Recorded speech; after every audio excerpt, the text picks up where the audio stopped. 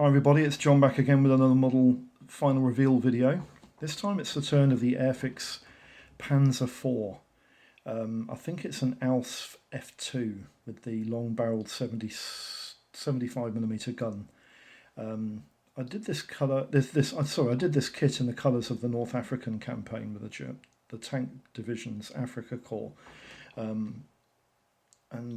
Yeah, it's a similar sort of colour and design on the box artwork to what you get on most of the box artwork releases for Airfix Panzer IVs. The kit itself, I'm going to be honest with you, it wasn't a nice build.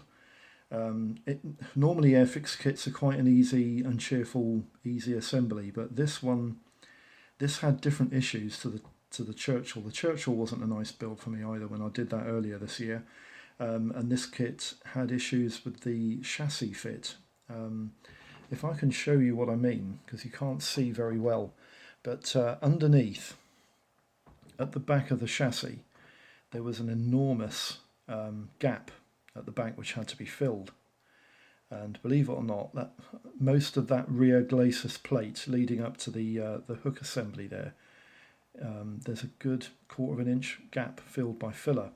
And also, if you look at the actual track on the chassis, it's not a 90-degree angle on both sides. You probably see it better from the front.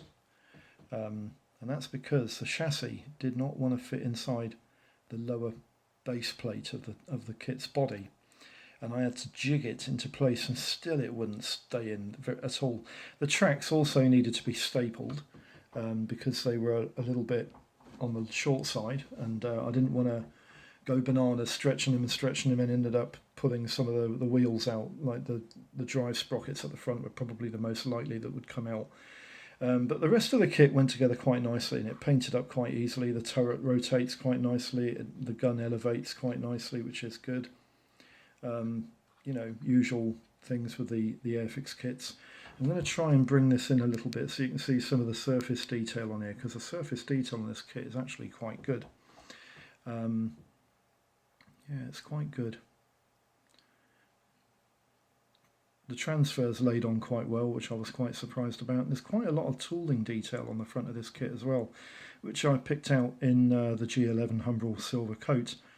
And it does paint up quite nicely. It's a nice looking kit when it's finished, and this again is another kit that was praised by the pro builders and reviewers. They actually think the Airfix Panzer IV is one of the more accurate on the market, right up there with the Hasegawa offering from the mini box range, which is obviously quite easily available at the moment. I don't think the Panzer IV is actually part of the vintage series that Airfix have released, but I can't see them not releasing this kit.